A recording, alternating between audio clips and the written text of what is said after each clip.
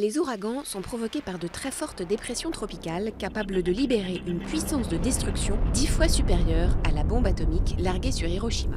Phénomène estival, un ouragan, ou cyclone, ou typhon, se forme au-dessus des mers chaudes quand plusieurs conditions sont réunies. Une température de l'eau supérieure ou égale à 26 degrés 6 sur une cinquantaine de mètres de profondeur, une quantité suffisante d'humidité atmosphérique et une perturbation tropicale produisant des vents tourbillonnés.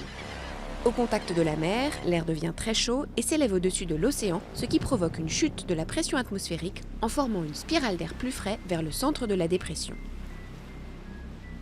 Cet air instable, chargé de vapeur d'eau, forme des nuages et produit une activité orageuse dont l'intensité croît proportionnellement à la chaleur et l'humidité. Se déplaçant à environ 30 km/h, généralement d'est en ouest, les perturbations tropicales, dont le diamètre varie de 300 mètres à 1000 km, peuvent durer une semaine et parcourir des milliers de kilomètres. L'échelle de Saffir-Simpson compte 5 catégories d'ouragans. Des pluies torrentielles accompagnent les vents supérieurs à 117 km/h pour la catégorie 1 et dépassent 250 km/h pour la catégorie 5. Dans son épicentre, l'œil forme une colonne d'air de 8 à 100 km de largeur, mais suffisamment calme pour permettre aux oiseaux d'y voler.